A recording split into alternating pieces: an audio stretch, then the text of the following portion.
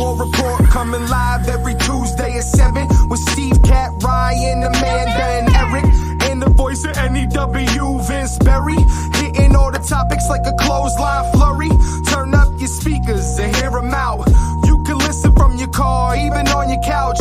They too raw, who NXT? Handing out SmackDowns, follow on IG. Plus, it's sponsored by Tag Me a Date. Go to YouTube and sub now for every update. It's all wrestling here. No safe space, now listen in. Time to hear from some of the greats.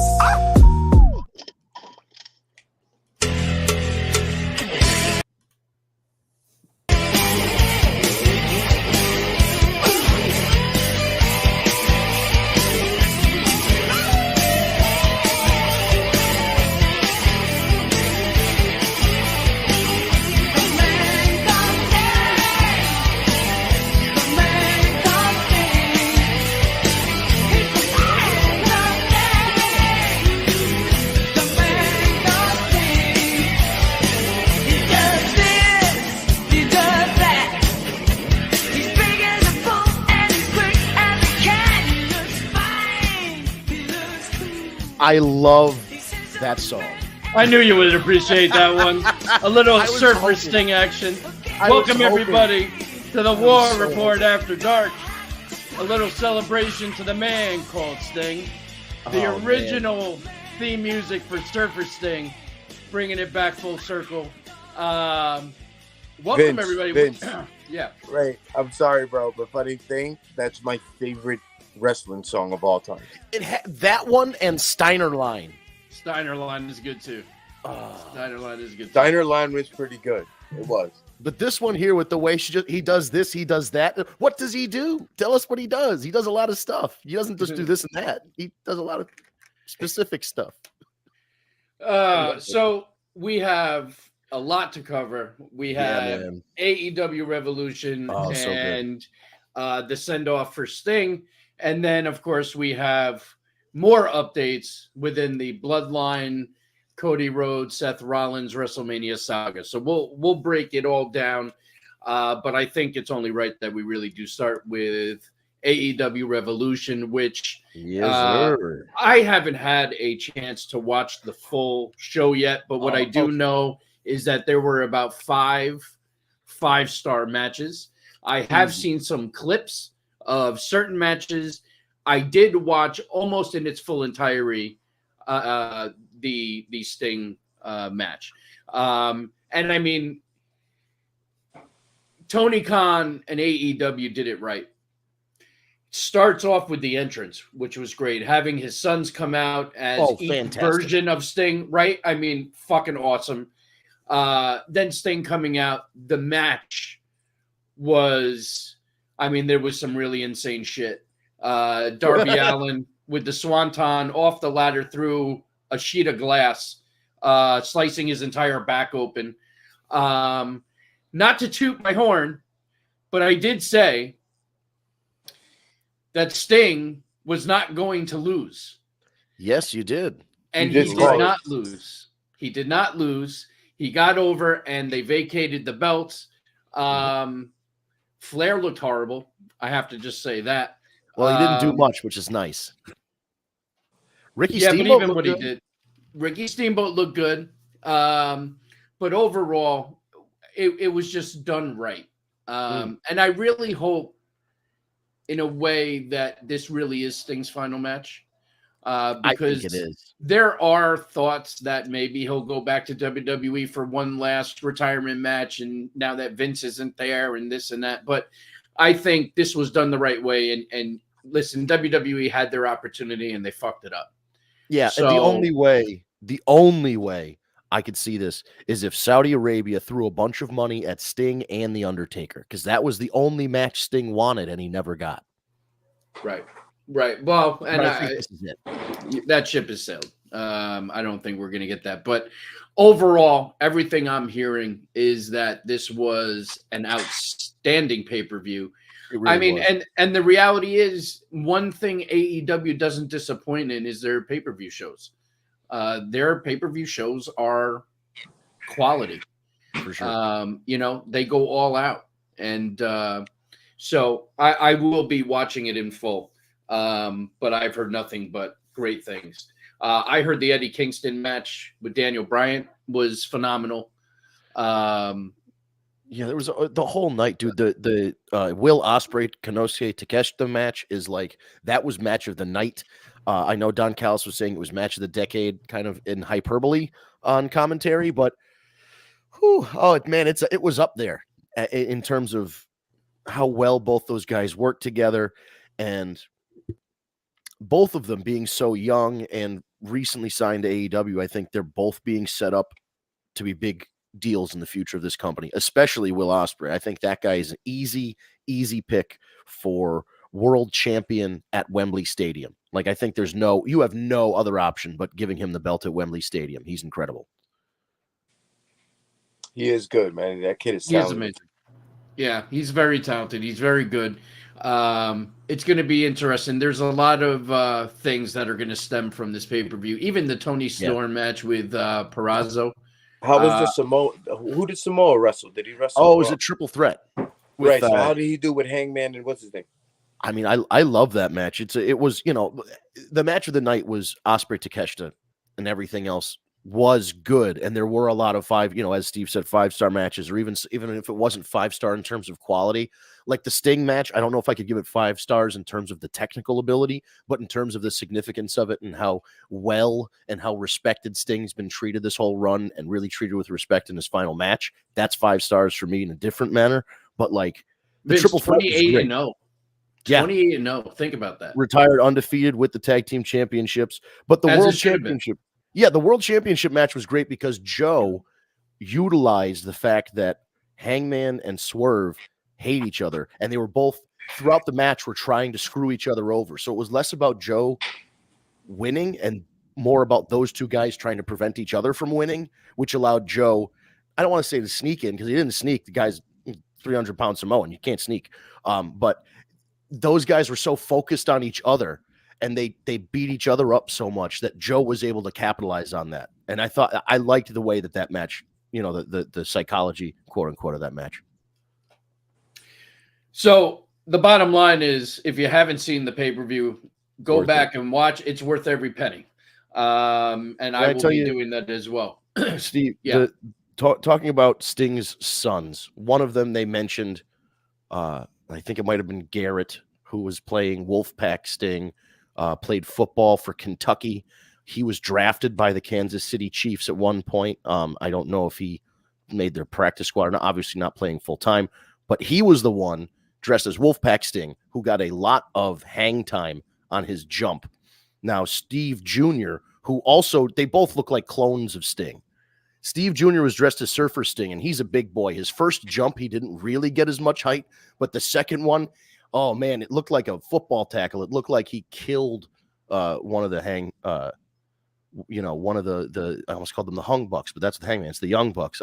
Hangman tapping so Swerve couldn't win. I liked that because it very much was the question of, did he tap out because it was a legit choke, or did he tap out because he saw Hangman saw Swerve was going to interfere? But yeah, getting back to Sting's kids, I think those guys, if they wanted to, and I know they're probably like 30, it's never too late to start. If those kids came out in Sting face paint, like if they did the Surfer Sting, one did, and they didn't have to be Sting necessarily. They could be like, remember when Ultimate Warrior and Sting were together as like the Blade Runners? They could be like a Legion of Doom style tag team. They don't have to wrestle classics. They just need to go out there and do a bunch of football moves and then beat the shit out of somebody. I'd be so for this. Oh yeah, I would be too. It would be like a tag team Goldberg. Yeah, dude, yeah. It really would be. Those guys would be, and they looked, one of them looked like he was nervous. The other one looked like he was having a little bit more fun. Then the other one loosened up once they got in the ring. Like, I think Sting probably didn't want his kids to wrestle because of all the stuff that he went through. But it's different now, and AEW is different than both WCW and WWF were back in the day. So I think that if he was concerned about them falling into bad habits or different things like that, or addiction, I don't think that's necessarily the case now. So whatever they're doing in life, I'm sure they're successful. They look great, but like, a selfish part of me wants Tony Khan to just throw the bag at these two guys and do what they did with Jade. Just bring them in, train them, put them in the ring, and see what happens. Because you never know. I think they might have unintentionally struck gold with these two kids who are like, you look at them and you go, that's Steve Borden. That's Steve Borden. And there are 3 Steve Bordens over there. Like, it's crazy. Yeah. It was really great. This is a little off topic from the pay-per-view, but I did want to ask, and I'm sure, Vince, you're probably more up to speed with this. I know there was an incident with Sammy Guevara and Jeff Hardy in their match a couple weeks ago. Move didn't go right. Jeff Hardy's nose got broken. And now Sammy Guevara has been suspended. There's no knowledge of how long the suspension is going to be for. Now, here's my question. Mm-hmm. Moves in pro wrestling go wrong all the time. It's part of the business. It's unfortunate, but it happens. What is the reason behind getting suspended for an accident? Are we setting a trend now that, if you make a mistake or something happens, which is part of the business, now you're risking suspension? I don't really know. Was there more behind it? So there's a little bit more behind. That was my initial thought, because I was like, that's not right. If it was just for messing up the move. Apparently what happened was that move occurred. Jeff got his nose broken and they thought he might have had a concussion. So the referee threw up whatever their equivalent of the X is. And Sammy was supposed to go over, pin Jeff Hardy, and end the match. What he did was climb to the top rope, hit him with another move like a shooting star splash or a 630 or something, and then ended the match. And the protocol. So the nose was broken prior to that. I thought the broken nose happened from said shooting star, like his knee hit his face, and that's what caused the broken nose. There was a move that he landed on him that caused him to break his nose, but from the reports that I heard, the reason he was suspended was that he didn't go for the pin. He went for one more move. I don't know if it was his finisher, like the go to hell, the TKO kick, or if it was another top rope move. I'm my memory escapes me now, but basically he was suspended for hitting another move rather than just going for the pin. Because basically in real life, if the guy's nose is broken and he's already knocked out, you're just going to go and pin him and win the match. You don't need to hit your finisher. So it was like their thought is, because here's what happened. This is months ago. If you remember, it was Moxley and Phoenix, and Moxley got concussed, but they still kept going and then hit like a pile driver and then all this other crap and then ended the match. AEW changed their protocol. When somebody's thought to be concussed, you end the match immediately. The fact that Sammy Guevara went and did extra moves and then went for the pinfall was what caused the suspension. All right. Well, it'll be interesting to see what happens. I mean, it probably sucks. A month. I just, I mean, that's pretty stupid on Sammy's part if that's the case. Right. Maybe he wasn't aware of the new program. There's a lot of things, I'll give him the benefit of the doubt because he's a young kid, but he'll take a month off. He'll be fine. He'll come back. He's considering all the stuff he's been through in AEW with like being on and off TV and like different factions and stuff. He's still, he's Teflon. This comment here, absolutely. Toni Storm's post-match presser was gold. Phenomenal, as always. She's the best character. Like they had the segment on Wednesday where they split the screen half and half color, half black and white. And Deonna was on the color side and Toni Storm was on the black and white side. And they had this promo battle. And that was fantastic. The girls had a good match. There was criticism I saw criticism online about it, but I'll tell you what, I was listening to the reaction of the 16,000 people in that building, and they liked that match. And it was a different style because Deonna is the virtuosa. Her whole thing is that she's a technical person. And then Toni wanted, tried to match that, but also still using her Hollywood, storyline thing that she's got going on now. But the press conference thing, however, we need to put this in universe. Wendy Richter, wherever you are, I know you're pushing 70 at this point. Please get in contact with Tony Khan.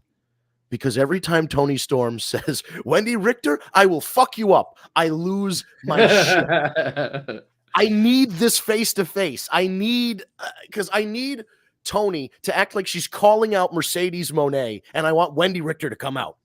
That would be and address this whole thing. That's what I need in my life. That would be amazing. And then Mercedes shows up afterwards. Right, Mercedes can still show up, but I want Wendy Richter there. That'll be a great setup, though. All right, so I want to shift gears a little. Yeah. And so last week I told a little story about our friend who has been a very big participant on the show as of late, and a friend of ours into the show, Dave Abbey. And I told the story about this Shit-Stained Starks card that he brought to me, and I said I'd share it this week. So whoever's watching the video, this is the fucking card. Ring Warren, baby. In said plastic case, right? Might have a shit stain of her on it. NXT 2.0 card. I will be getting a little shit stain poop emoji to cover the face. I think it'll be a better fit. But yes, so that's the card. I also wanted to throw out there that today is the day that anyone that pre-ordered WWE 2K24 had the ability to get it and play 3 days early. I was and one play of as those Zoe people. Starks. Shut your hole. I was very excited when I woke up. My GameStop, my local GameStop, opened at 11 a.m. I was very excited to go get said game and be playing by 12:30 after the hour-long download that it normally takes to go into the system. I hate that. Yes, it's annoying. I get to my GameStop at 11:02. It's open. I'm excited. I walk in. Guy says, shipment hasn't arrived yet. It may not even arrive today. Nah. And I looked at this douchebag and I said, sir, part of the pre-order bonus is that I get to play 3 days early. Right. If I don't get to play 3 days early, I'm not paying the extra money for this fucking thing. You know what I mean? That's fair. Well, he basically said, well, unfortunately, it's really out of my hands, blah, blah, blah, blah, blah. By 4 o'clock, the game was available. So then I had to then go back and get the game, then wait said hour. I've officially gotten 2 matches in before we went live. And I have to tell you, the game is great. So far, the 2 matches I played after I downloaded and then installed all the downloadable shit. Game is great. I did play a casket match. That was pretty cool. I did play. I did win. I am undefeated currently, 2-0. The first match I used Bronson Reed. I did do a tsunami. It was great. And then I played as Jey Uso, who beat Jimmy Uso in a casket match. Nice. Wow.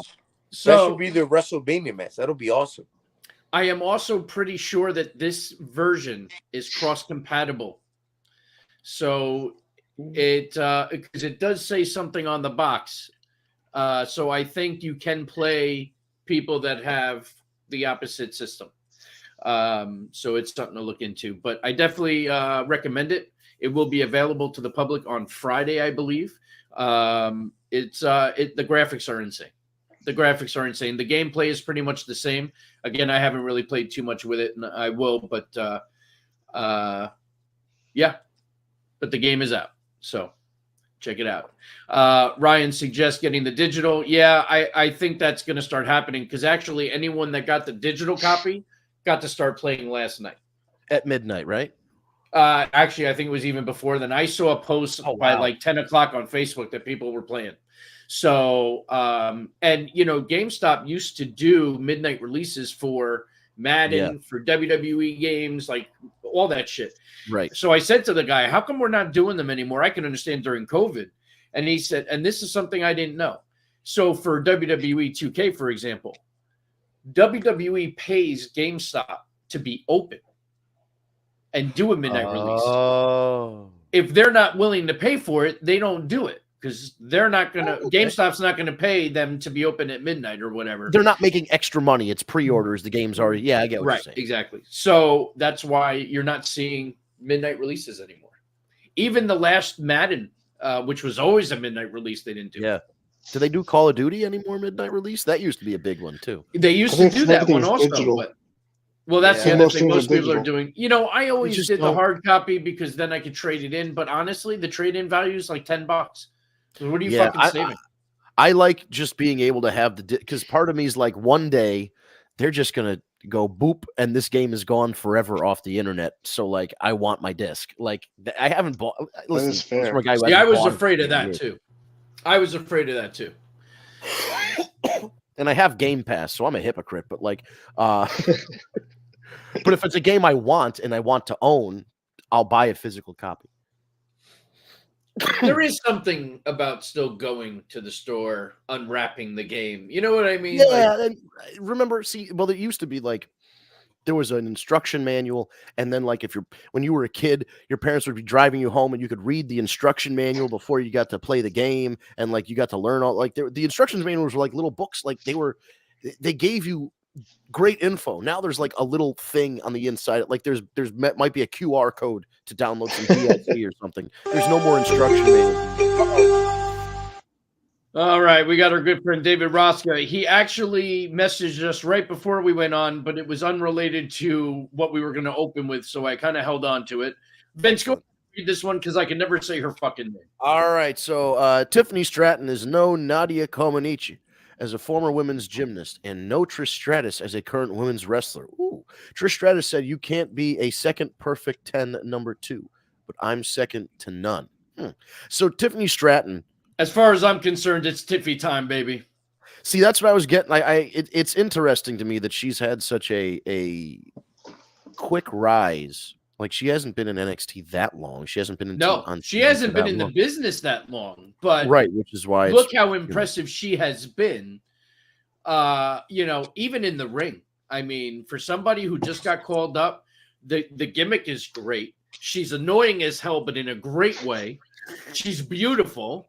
You know what I mean? Like she's doing it all right. She's rubbing the women the wrong way. The gimmick is great for her. I see nothing wrong with it. I am becoming a very big Tiffany Stratton fan. Al, I think you were agreeing with me, no? Yes, I am a big fan of her. She impressed me very much at the Chamber. Very athletic. Very giving too. Like she's a very safe wrestler. Like even though she's very aggressive, I do see her being very protective of her counterparts and all that stuff. So, which are things I look at because that's why I wasn't a big fan of what's her face, Nia Jax. But who has been getting better? Who has been getting much better. Yep, she has been much better. I can't say otherwise.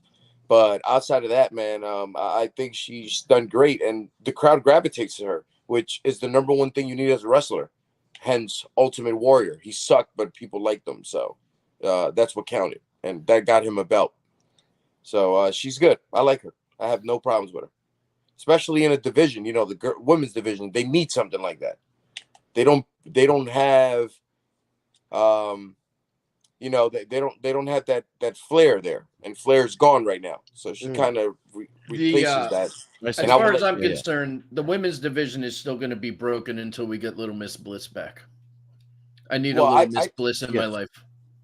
She tweeted about that today. I think Little Miss Bliss might get lost in the sauce when she gets back because there's so much talent going around. I could actually see her versus Stratton as a great feud. No, it'll be her. It'll be her versus Flair when she gets back. Blonde versus blonde. Yeah, but if Flair, if you look at her, she's mini Flair. Look at her. No, I get it. The way she dresses, her hair, her mannerisms. Flair's going to be out a lot longer than I think Bliss coming back. Could you imagine? Could you just imagine if they make a feud saying that Stratton for some reason is one of Ric Flair's lost daughters, and they just make that as a fucking big thing, and they just feud against each other like sister that I hate you because you had everything I wanted in life. Like that's some awesome. Good shit. That's the problem is it's too plausible. Like you could absolutely see Ric Flair just having a bunch of little blonde-headed children all over the country. All over, and at least one in every state. It would be like the Dudleys, only they'd just be blonde with robes. Right. And they all woo the same. Yes. That's how you know, like, wait, are you really my kid? Could you woo for me? And you could go through like fake ones and you're like, wah! And they can't do it. Like, that's not a Flair. And then Tiffany comes out and she's like, woo. So I don't know who this is, but Facebook user totally screwed up the Dakota turn. Should have been at Mania. Listen, I called that last week too. Yeah, I said that was coming. I mean, but that will cost her the belt. You don't want that. Bayley's supposed to get her moment. She hasn't gotten that yet out of the 4 horsemen. Well, no, I think somebody is going to help Bayley win at Mania. Who do you I don't think? know. Listen, there was a time I would have said Sasha Banks, but obviously that's not happening. So I don't really know the answer to that. Could it be yet. Flair? Would Flair be cleared by WrestleMania to just come out and assist? Is she going to be ready? That's the question. Well, yeah. That's the. Did she? She had surgery already, I'm sure, right? Oh yeah, she's been rehabbing for a while now, and apparently, from what I hear, she has been ahead of schedule. But this is not something that they're going to want to rush and risk her, getting hurt even more. No, from her, that doesn't surprise me. I mean, she's been through it a couple times already. She's been off for injury, different injuries, a couple. There we go. David Ross gets Bianca Belair competing at WrestleMania 40. I'm sure she is. I think they're going to do Bianca Tiffany Stratton, to be honest with you. Oh, yeah, that could be. That'd be good. I'll be in for that. Somebody, Facebook user saying it could be Jade. Jade Bianca? Yep. I just don't see Jade's first match being at Mania. I don't either. That's too much pressure. Somebody they don't think is ready. Well, right. They haven't been confident because they haven't put her really in the ring yet. So, right. Yeah, I agree. Yeah. The Orient Express debuted at WrestleMania, but I feel like that doesn't really count. It does not count. Yeah, no. It's like WrestleMania 3 or something. Jade is going to be the one to save Bayley. I mean, that could be interesting. I could see that. I would prefer a horsewoman. Right. Just for continuity's sake. I feel like or both of them could come out because Damage Control, it's 3 of them. Yeah, they might need backup. I mean, Flair and Jade, could you imagine Flair and Jade as a team or a faction or whatever? Like, they'd be unstoppable. They would be pretty much. Like matching gear. Like, could you like matching Jade, Flair, mashup gear with those two coming out, and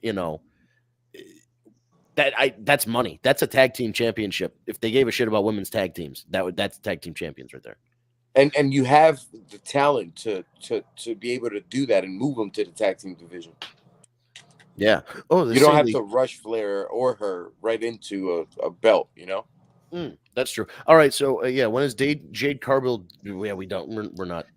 At this point, I think her official in-ring first match will probably be the Raw after Mania. Not a bad guess. Maybe she'll do a run in to save Bayley, something like that. But an actual match, it's not going to be until after WrestleMania. I mean, I agree. I think there's too much added pressure to do it and have her do something like really significant at WrestleMania. So this Facebook user said they teased Jade being the one to save? They did. There was a backstage segment where Jade was kind of in the background or something, like looking in. All right. Okay. All right. We have to talk about the main elephant in the room. How are we feeling when the crowd won't acknowledge Roman Reigns and he wants to leave, and Paul Heyman tells him he has to stay because The Rock is coming out, and The Rock comes out and shits all over the crowd for about 25, 30 minutes. And then as he does As If You Smell, he gets stopped by Roman, who then tells him he needs something from him and he needs him to acknowledge him. And The Rock takes off his glasses and says, "I will do anything for family. Roman Reigns, I acknowledge you as the tribal chief." Then a bunch of "you sold out" chants, followed by The Rock calling them all idiots and explaining to them that it's family, and then proceeded to do "If You Smell" once again after calling them crackheads and meth heads, and then let Roman finish it off by saying, what the Bloodline is cooking. Steve. First and foremost, I think it was such an amazing segment. I loved every part of it. I love Rock acknowledging Roman, and I think it's all bullshit. I think The Rock is going to cost Roman the title night 2 of WrestleMania. Again, this is like what ever since they reversed course on The Rock taking Cody's place, I've given less and less of a shit about this storyline every week because it just, again, they've said it's a plain runway. It's a train on a track. We know where it's going. The Rock obviously has to turn on Roman Reigns. He obviously has to help Cody win. Well, Cody there is another thought. There is another thought. There sure is. What if Cody is down and out? It's Bloodline rules because they lose night 1 to The Rock and Roman. And they're beating the shit out of Cody. And all of a sudden, like the ref gets knocked out or something. And the glass breaks. And stunners for everyone. And that's how Cody wins. With the assist from Stone Cold Steve Austin. That's not, I like it. It's but fine. I have one for you. What if there is going to be a win and the Rock, Hollywood Rock will lose night 1 and Cody will get what he wants and exactly what the Rock dictated. He said there will be no Bloodline members at your match. The Rock, the Wise Man, Jimmy, and fucking Solo. But he never mentioned the free agent that might come over and ruin Cody's day. I'm a big believer that Tama Tonga, whatever his name is going to come in with a black hoodie, is going to ruin his night, and Cody is not going to win at WrestleMania. Now that would be a hell of a thing because I've said, I think I said either last week or the week before, they've made such a big deal out of Solo Sikoa taking the hoodie off that it has to pay off. Either The Rock has to do it or Tama Tonga or was it Juicy Finau and the other guy who just left MLW? Jacob Fatu just left MLW. There's a couple of them. You know, it should be all of them. They should all come out in black. The Black hoodies. Pearl, Lance Anoa'i's out hanging out there. Alpha Jr. I don't know if he just I think he just had some kind of injury or something. I think he's good now. So Alpha Jr.'s still out there. I mean, listen, this now is the time, as I said, because they're closing down the Wild Samoans school and promotion because one of the original Wild Samoans has dementia. This is really our last chance to get all of the Samoans out there as a family, you know, aside from the ones that can't be there, like, you know, Yokozuna and Umaga, who've already passed away. But this is, you know, this is an opportunity to have the whole family out there pretty much intact before, you know, even the Wild Samoans are gone. So, like, I would love that. They're all part of the. Well, here's the thing: Tama Tonga is technically related to Haku. Oh, wait a minute! Tama Tonga is an adopted son of Haku. He's adopted. He's not actually part of the bloodline. So he's not technically bloodline. He's bloodline by association. Right. He's bloodline-ish. But he didn't. When they put up that graphic at that press conference, was he on there? You know, that could be one of those things of by not including him, he's not part of the bloodline, so therefore he could. They didn't break any rules. Right. But I think I just think it's obvious as hell. Seth is taking the pin night 1, and then he's not going to be in any shape to face Drew, so he's going to lose. And the night 1 loss means that it's Samoan warfare or whatever it is, bloodline civil war or whatever. I don't know what they're calling it. And I think Drew is going to beat Rollins, and that's when Damian's cashing in. Yep. And then Drew's getting screwed again. Yep. And that's gonna sense. Yep, because if you heard the reaction for Judgment Day Monday, they're getting over Drew so much, but they're getting so over. They were chanting for Damian and Finn Balor last night. I mean, obviously it was over Imperium, but right. Wow. You know. Oh yeah. I mean, see, them getting over as baby faces is, I mean, eventually it happens with all the heel groups, you know, DX or the Nation or whatever. They're eventually they all turn babyface, but like, I don't know. It's weird to see because they were, you know, I feel like this was one of those things where they were like adamant that it was going to be a heel group. Like the whole reason they got Edge, they named the group after Edge named the group, and then they kicked him out because he was getting too over as a babyface. So they wanted to stay heel. And now I feel like they don't really have a choice. If they're getting over as babyfaces, you got to go with it. And then Seth cost Cody the title. If Seth takes the pin in the tag match and if he loses to Drew, then he would have enough reason to attack Cody. But he looks like such a little brother. He has a title, a world title that feels like it means nothing because he's standing. My best friend Cody Rhodes. I'm going to tag team with him and wear a funny suit and laugh all the time. Like it's the worst. He's such a nerd.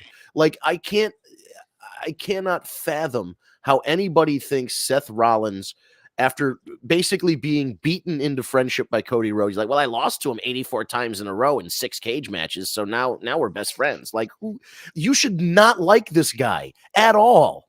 I don't. Unless it's a work. Unless it's a work and he's really with the bloodline or like a reformation of the Shield without. Or he's Moxley. just playing. He's mind fucking him just because he wants to screw him. And like Steve says, maybe he is the one that comes out. I mean, listen, here's the hoping, dude, because I mean, I understand there's a lot of WrestleManias that the finish is obvious on, and I guess as it should be, but like, I don't know. The fact that we've known since last year that we were going to get, since last WrestleMania or beforehand or whatever, right around that time, we knew that this fucking bloodline Cody Rhodes thing was going to drag out another year and it was going to be the same main event night 2, this 2 years in a row. Like, to me, there's just been no intrigue. These, even Roman Reigns didn't have a good year because I think they were just keeping him fresh for this Mania thing. Like, I just don't, it's not, I guess if we have to get to it, let's just get to it to see what other stories you're going to tell. But it really just feels like the last year or two has been held hostage by the Cody Rhodes Roman Reigns feud, and I cannot wait for it to end. I don't think it's going to end. The Cody thing's going to end, but I don't think he's going to win the title, man. I'm telling you. I'm hearing that The Rock may be staying around like past Mania, like the bloodline shit's gonna go for a while. He might as well. I mean, I know he's a big movie star and everything, but I mean, shit. I think this is, this is the most interesting Rock that he's been in any of his comebacks, really. Like it's the first time against John Cena, and they really went back and forth at each other. That was when they really didn't like each other. That was a great Rock comeback. There's been a couple, but like for the most part, he's kind of been the last few years. The Rock is very Hollywood now. Haha, big dog, how you doing? Yeah, I want you to drink Toa Energy and Terramana Tequila mixed together and all this shit. Like, and it's all very like, you should check out my next movie, and like it's all promoting marketing. Shit. It's all right, right. Very marketing. And now he's in the ring there, not doing that, which I like. He's going out there in the old Rock shirts, cutting old style Rock promos. Like he's not thinking, oh man, if I say all this stuff, somebody's not going to go see Rampage in theaters this Thursday. Yeah, he's just having fun. So I think maybe he's going to realize the less he works in Hollywood, the more loose he can be and the more fun he can have. He's a fucking billionaire. He doesn't need to make need to make another dollar in his life, and his family has generational wealth. Ryan says that The Rock is a big movie star, but his last few movies didn't do well. Listen, Ryan, At the end of the day, he's still the highest paid male action star in Hollywood. But I also think he knows that his last few movies didn't do good, and that this is the this is the opportunity to kind of rebuild his brand. Promote his brand. On what built it in the reason he got into movies was because he was so good at being a wrestling character. So now it's almost like he's rebooting that, reminding people, hey, I was so good in this role here. This is why you made me a Hollywood star. So maybe this is, I think it's a good opportunity for him. Go ahead, read that comment there, Steve. Cody needs to win at Madison Square Garden. I've been saying that for weeks. I agree. I think that's where the story should have ended all along. No, thank you. I don't want to see that. I'm going to go to that, and I don't want to see it. Yeah, when is it? But that'll be like a shit-stained Stark position for you. What do you mean? No, if he's gonna win the story, he hates Cody just like you hate shit today. That's his most annoying. He's just so annoying. That's there is no way humanly possible that anybody hates anyone more than I hate Zoe Starks. I don't know, man. When Sergeant Slaughter turned heel, he was pretty hated. I think that's as bad as it gets. I can't argue that. I can't argue that. I don't think it gets worse, bro. Fucking lit the American flag on fire on national TV. No, he didn't. He didn't do that. Yes, he lit Hulk Hogan's shirt on fire. Let's be real. But before that, Mean Gene did the flag. Tells Hogan. Mean Gene goes, "We have reports that Sergeant Slaughter has desecrated an American flag." They never showed it on camera. They Mean never Gene showed says it. He never that. did it. And then Hulk goes, "Well, brother, I hope that's not true, because if he did, blah, blah, blah," you know, like that. He absolutely burned a Hulk Hogan T-shirt. That did happen. That for sure. He put it on the pole and he burnt it. And then Hulk Hogan ripped an Iraqi flag in half because we were in a war with them. It was a whole. Oh man, if you weren't alive during that time and you watch one of those old pay-per-views, you're like, why are they so mean to all these Iraqi people? We're in a war, baby. Sorry. It's crazy. He wore the boots. He wore the curly boots. So how do we feel about The Rock acknowledging Roman Reigns? Great acting. Yeah, and I mean, he's turning at some point. Right, he didn't like the fact that he had to do it. You could see it, like he had because Rock is an actor, he had that moment of like, oh, I have to put on. He was mad, and he's like, oh no, I have to put on this. I'm okay with it face. Yeah, it all just seems too obvious, unless The Rock helps Roman retain, and then at the end of the match, when he raises his hand, he pulls him in and gives him a rock bottom, and then they set that up where Roman now has to defend against The Rock. At SummerSlam. Right, at SummerSlam. I don't know. Oh boy, Steve, go ahead. I'll let you take this one, Vince. Oh, all right, sure. So it says, because I guess I should ask, so then you can answer. Facebook, how are you going to feel when Shayna and Stark take the titles off Asuka and Kairi? I assume WrestleMania. How would you feel about that? Shut your damn mouth. Answer that question in the chat. Oh, Steve, why don't you answer that, buddy? Shut up, bitch.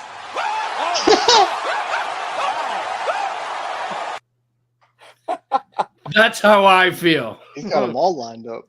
Yeah, he had them ready to Asuka go. and Kairi are keeping the belts. Kairi, baby.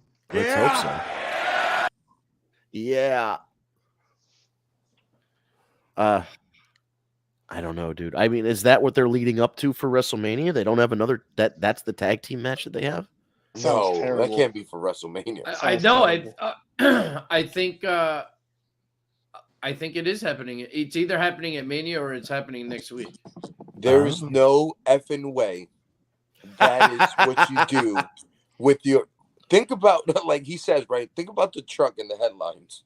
And you're going to have all those stars up there, and Shit-Stained Stark and her tag team are going to be saying, what? No. Dummy. Yeah. And when they play the music montage at the end of WrestleMania set to a Creed song, do you really think it's going to be Shayna and Starks holding up the women's tag team title? When you are with me. It's not happening. No fucking way. The SmackDown Go Home show. Literally, go home. Just go home. Yeah. Right. I will be taking a dump during that match. I'm going to time it perfectly. You'll be there. That's talent. You're gonna be. I got an answer. Just order White Castle. You'll be in the bathroom in 30 minutes. That's a true story. All right, David Rosca, LA Knight versus AJ Styles, WrestleMania in a street fight match. That's going to be awesome. Right. That's going to be. Did they announce it was a street fight? Like that's the stipulation? I don't know. I don't know that that's the stipulation yet, but it should be. He's carrying. There's got to be one. There's got to be one chair. ECW, Yeah. Paul Heyman. So it was announced yesterday Paul Heyman's going into the WWE Hall of Fame this year. Awesome. Very appropriate. So now here's the question. Who inducts him? CM Punk. Brock Lesnar. He can't come on TV. Yeah, I mean those are both two. Punk's not a bad option because you can't have Brock, but also Brock is definitely not happening. RVD Punk would be a good one. option. RVD. RVD. RVD and WWE are not really on good terms at the moment because RVD's been working AEW. So and Taz works for AEW. Taz would have been a good option. Taz How Tommy about Dreamer. Mick Foley? He was at ECW for a little bit. They should bring in the Dudley Boys. Oh, you know what? You're right. It might be Bubba. Because the Dudley, I can Devon. tell you that Bubba Ray is going to be in Philly because Busted Open is doing a pre-Mania party down the road from the stadium. And I know LaGreca is planning on going, so Bubba's going to be at Oh, Mania. yeah, that's an easy. Wait, yeah. what's the Italian-looking dude from ECW? Tommy Dreamer? Nunzio. Tommy Dreamer? Oh, Tommy Dreamer? He's Is he another still one. alive? Yeah, Yeah, he's but on the Busted Open show. He's in charge of TNA Wrestling. Like he's the head booker now for TNA. So I mean, TNA he could come out. TNA does right because TNA brings people into the Rumble. So right, they could be Tommy. Tommy wouldn't be bad. Yeah, I think Tommy because they have a long history with ECW and all that. He's one of the OGs. Medusa would be a good pick also. Oh, really going old school? Yeah, somebody from the NWA WCW days. I mean, Stone Cold could do it. Yeah, but if there's any shot, I worked for him for 2 days. If there's any shot that Austin is going to be involved, you want that to be a complete surprise. And if you see him at Hall of Fame, where is Austin you're automatically going to be gonna involved? He would be involved in either night 1 or night 2 or both of the Rocks stuff. Of the Rock. He's not going to be involved with the Rock shit. You really think so? I can tell you that I've been seeing a lot of videos posted by Stone Cold lately of him training hard. So I've seen a lot of photos of Stone Cold's cat Poncho. Hey Poncho, what you doing, buddy? You're rolling around in the sand? What? Rolling in the dirt? What? Chasing a mouse? What? Yo, he really posted a lot of pictures of his cat Poncho. It's pretty funny. LA Knight. Oh, we read that. It should happen. Okay. Yeah, he clarified rather than because usually when David puts him out, he's like Jack Tunney, where he says, "No, this is happening." That is true. Jack Tunney, well played. That you know what I was thinking of that on another note, not to backtrack 45 minutes, but Sting is done with AEW, and Tony Khan said he's immediately going to pull him into a meeting to try and figure out what he can do going forward.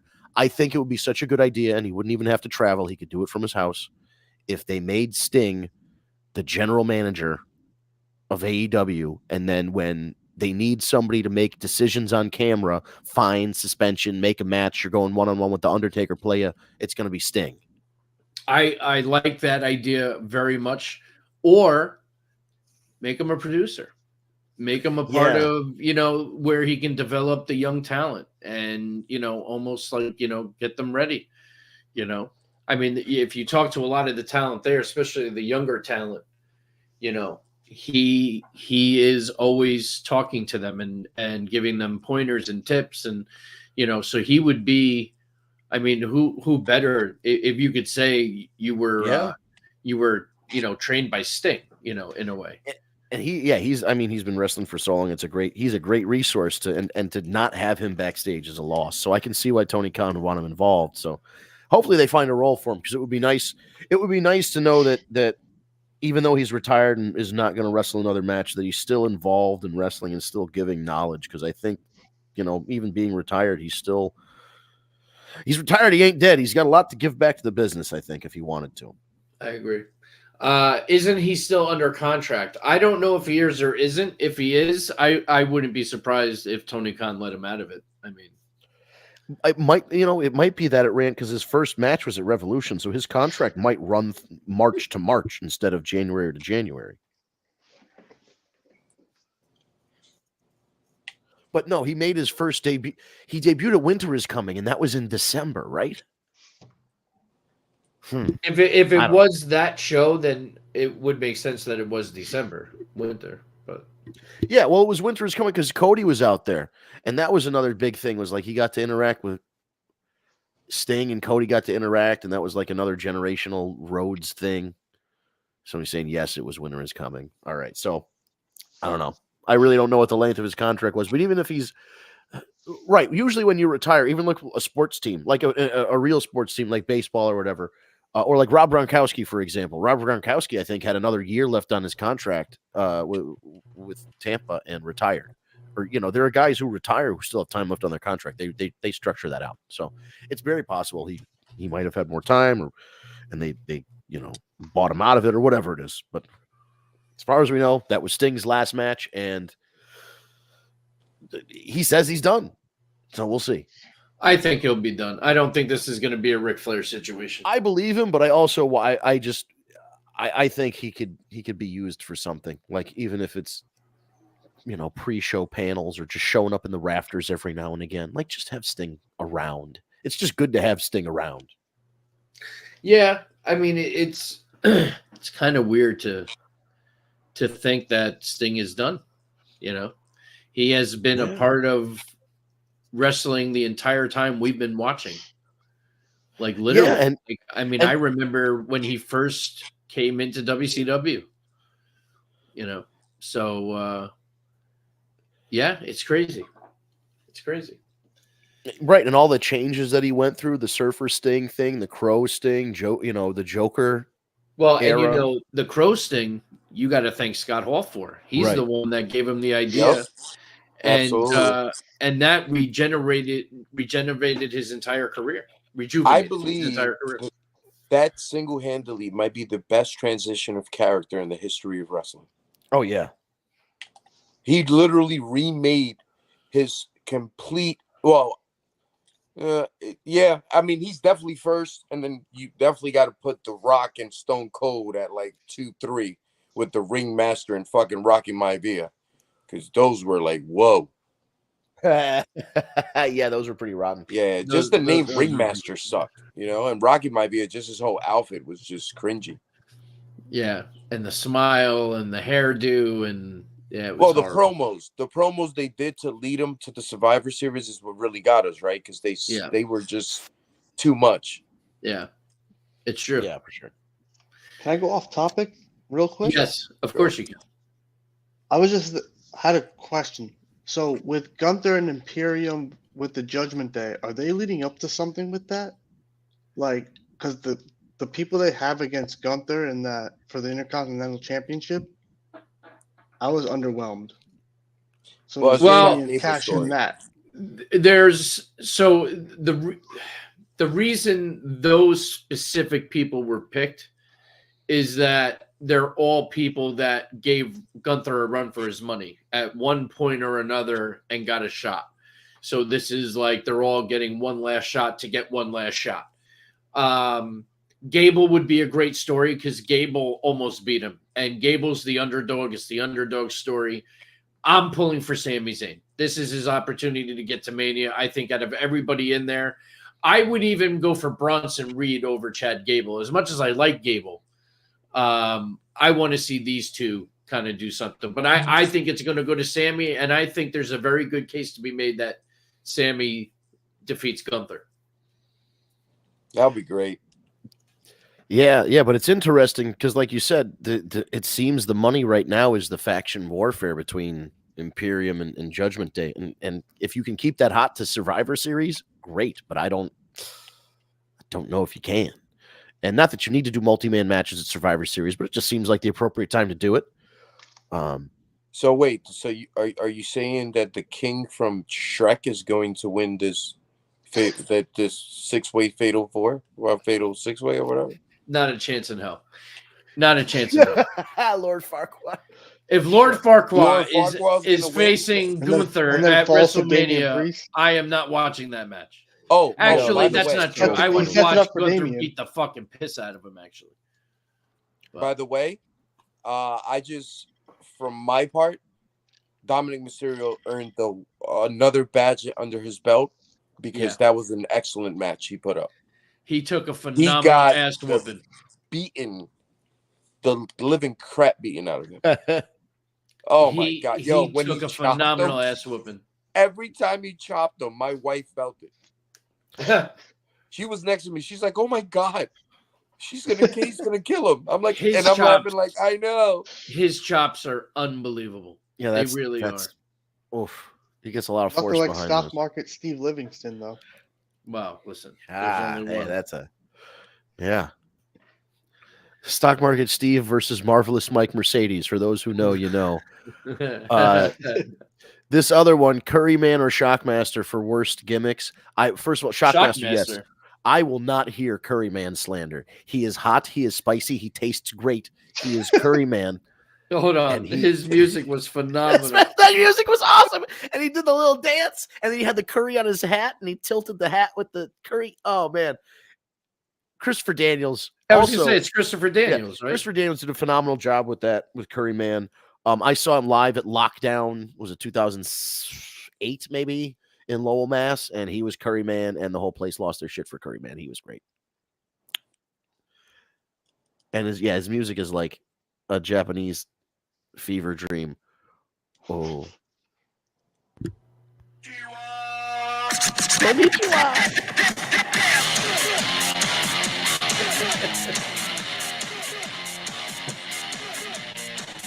He'd hop around and do his little dance. Yeah, man, he was the best. Hit the sound. We have one more David Rosca before we close out. So, David Rosca, Sting was bigger than Undertaker. I don't agree. I think that's a controversial statement, but I like how bold it is. It's very bold, but here's what I will say. Sting was WCW's Undertaker. Yes. And WWEF was Undertaker. They were, you can't say one was bigger than the other by any stretch of the imagination. Sting was the Undertaker of WCW. You give him that, and that's why everybody wanted to see Undertaker Sting, and unfortunately we will never get it, and it sucks. Right. But I agree, but it's also interesting that Sting became the Undertaker of TNA and a little bit in WWE. He did very Undertaker-y things. Yeah. He had body doubles and all kinds of stuff. And then he was, he definitely had the older retirement tour Undertaker vibe in AEW, because he'd come out there, he'd wrestle a crazy match, and then he wouldn't have to wrestle for another couple months, but he could appear. And that's the prestige, and the aura of Sting, and same thing, the aura of the Undertaker.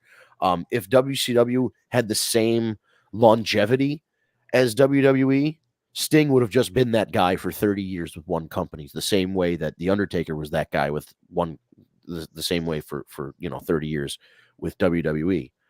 If Sting had to, Sting's legacy is a little bit, I don't want to say tarnished, but seems lesser because he had to go to these other companies as WCW shut down, and then when TNA really wasn't doing as well, he kind of he left for there, and then he went to WWE thinking it was his retirement tour, and then he came back. So the fact that he bounced around companies might make him seem lesser to people, but yeah, I think Sting's impact in wrestling is just as big as Undertaker's.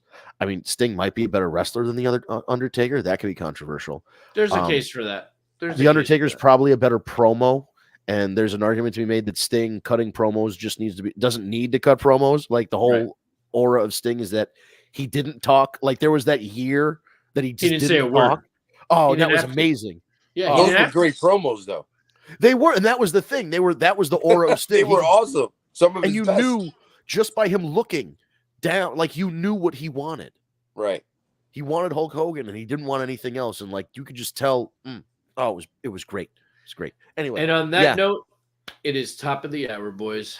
Indeed, it is. Wow, geez, these shows are just flying by. I can't believe it's been another hour, and it feels like we just started. The road to WrestleMania.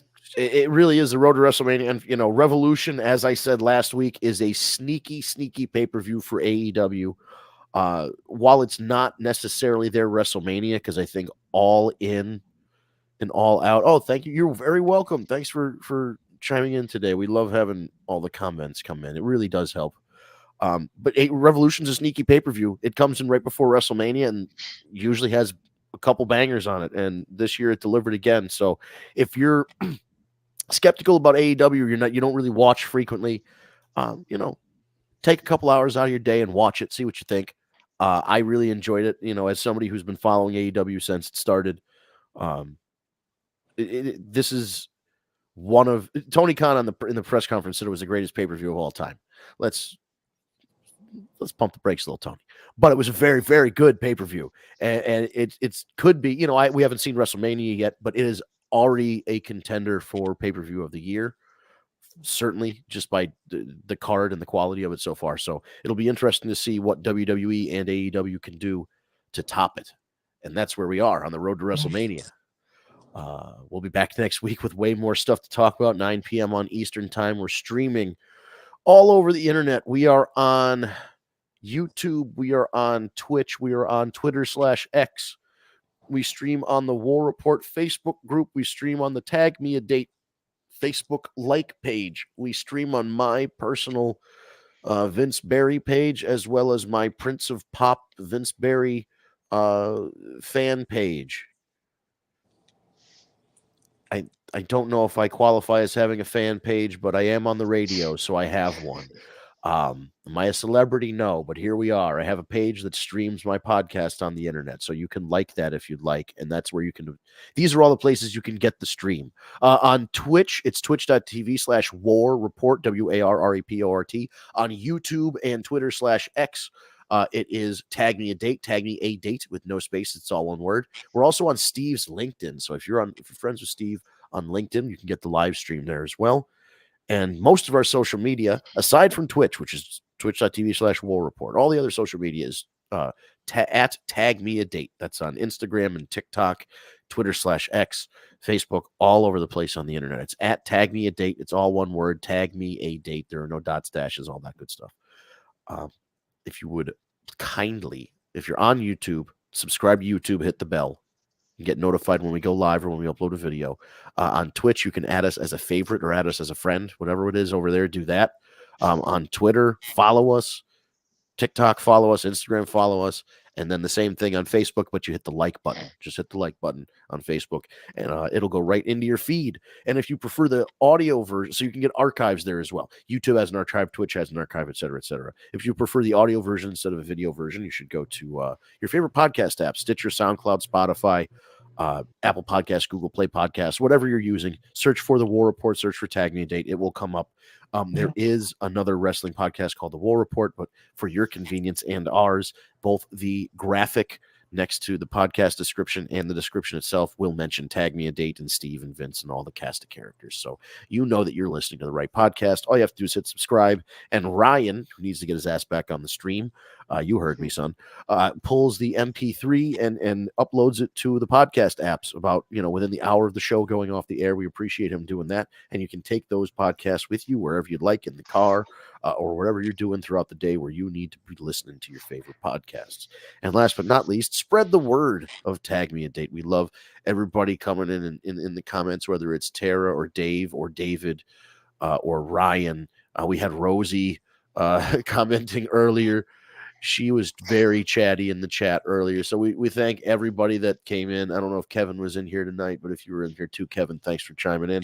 But, we really do appreciate all the comments and the questions. They help the conversation rolling. And if you've got friends that are wrestling fans, tell them about the podcast. Share the link on a Tuesday night. Send them the live stream, whatever it is. Just let them know that they can listen to us. And with that being said, we'll be back next week, 9 p.m.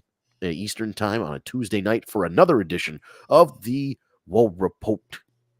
Wow.